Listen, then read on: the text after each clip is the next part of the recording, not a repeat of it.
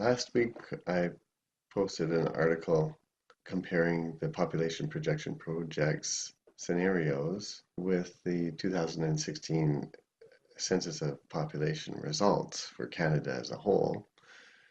And I wanted to just talk about the different perspectives there may be about population projection scenarios and their utility, and specifically address the difference between population projection scenarios being calculated directly from censuses of population as an analytic tool versus a predictive tool.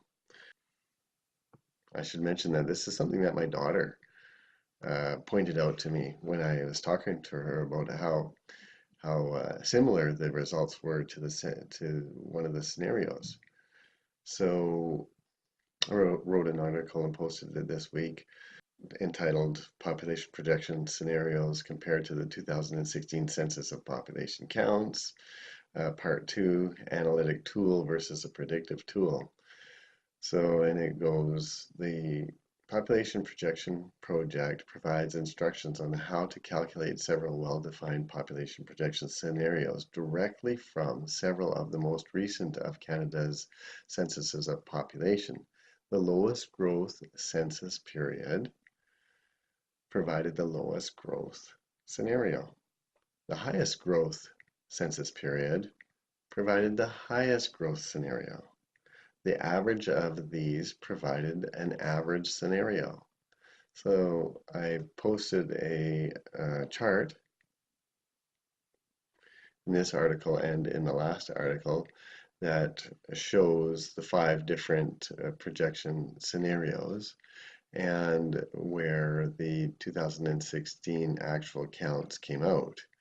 And one of the scenarios, an expected scenario, proved to be almost exactly the same as the actual 2016 total population for Canada result. These projection scenarios tell us what the future would look like if the demographic trends seen in the previous censuses were to continue.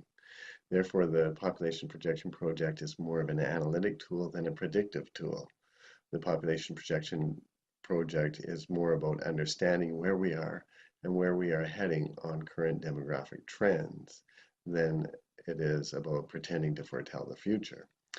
So should the population projection project's scenarios not be accurate and differ from the actual counts, it's not because the scenarios are wrong or false or untrue, but because there was a fundamental demographic shift highlighted by the actual result, thus deserving examination and explanation.